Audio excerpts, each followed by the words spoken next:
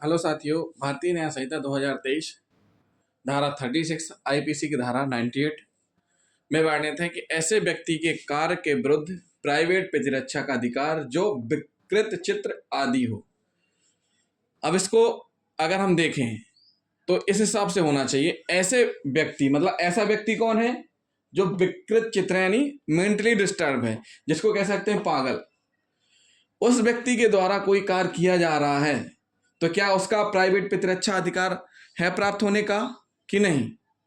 मतलब सीधी सी बात है, इस व्यक्ति जो धाराएं अपवाद के रूप में, जैसे जिसकी वर्ष 7 वर्ष तक है ऐसे बच्चे के द्वारा किया गया अपराध, 7 वर्ष से अधिक 12 वर्ष से कम उम्र के बच्चे द्वारा किया गया काम या विकृत व्यक्ति द्वारा किया गया कार्य अपराध नहीं है, भले वो विधि द्वारा निषिद्ध कार्य कर रहा हो। लेकिन प्राइवेट प्रतिरक्षा का अधिकार सभी जगह लागू होता है, चाहे वह विकृत चित्त द्वारा किया गया हो या अन्य ऐसे द्वारा किया गया है जिनको उसके तहत छूट दी गई है, जिसमें बताया गया है कि इनके द्वारा किए गए कृत्य को अपराध नहीं माना जाएगा।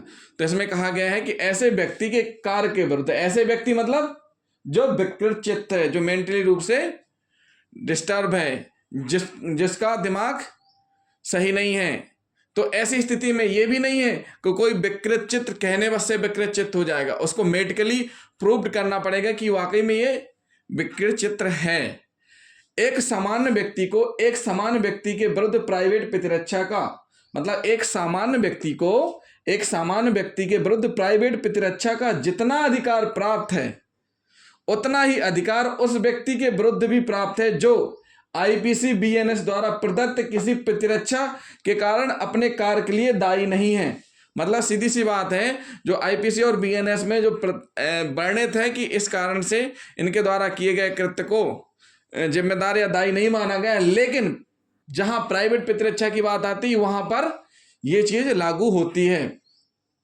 प्राइवेट प्रतिरक्षा की विधि समान व्यक्ति द्वारा अथवा असमान व्यक्ति द्वारा किसी व्यक्ति के शरीर या संपत्ति पर आक्रमण के बीच में कोई अंतर नहीं करती है। जो प्राइवेट प्रतिरक्षा है वह अंतर नहीं करती है, चाहे वह समान व्यक्ति द्वारा किया जाए या असमान व्यक्ति द्वारा किया जाए।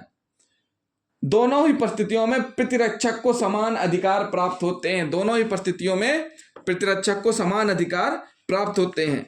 विकृत चित्त व्यक्ति अथवा अपरिपक्व समझ वाले व्यक्ति का कृत्य अपराध भले ही ना माना जाता हो, फिर भी उसके द्वारा किए जाने वाले कृत्य के विरुद्ध आहत व्यक्ति को प्राइवेट प्रतिरक्षा का अधिकार प्राप्त होगा। दूसरे शब्दों में हम कह सकते हैं कि प्राइवेट प्रतिरक्षा का अधिकार सभी आक्रमणकारियों के कृत्यों के विरुद्ध प्राप्त है, चाहे वे दुराशय युक्त हो या दुराशय रहित हो। आवश्यक बात क्या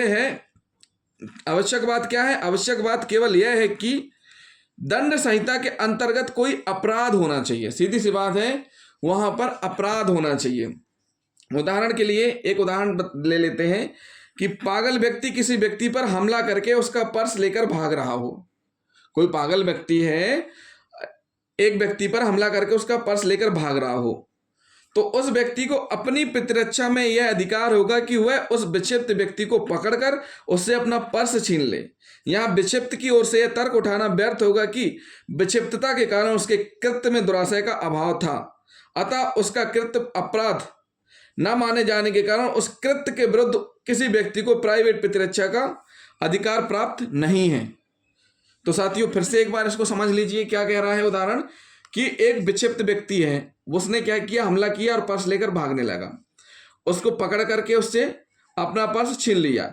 यहां विक्षिप्त की ओर से यह तर्क उठाना व्यर्थ होगा। जो विक्षिप्त व्यक्ति है उसने तर्क उठाया, क्या तर्क उठाया था, उसको व्यर्थ बताया है जिस तर्क को, कि विक्षिप्तता के कारण उसके कृत्य में दुराशय का अभाव था। मतलब मेंटली डिसऑर्डर के कारण उसके द्वारा जो कृत्य था वो उसमें कोई दुराशय नहीं था, अतः उसका कृत्य अपराध न माने जाने के कारण इस कृत्य के विरुद्ध किसी व्यक्ति को प्राइवेट प्रतिरक्षा का अधिकार प्राप्त नहीं है, ऐसा उसका कहना है। लेकिन सीधी सी बात है, जब उसके द्वारा अपराध किया जाए तो उस स्थिति में 100% प्रतिरक्षा का अधिकार होता ही है। तो साथियों, जिन साथियों ने अभी तक हमारा चैनल सब्सक्राइब नहीं किया है, हमारे चैनल को सब्सक्राइब जरूर कर लें और बेल आइकन बटन दबाना ना भूलें। थैंक यू दोस्तों।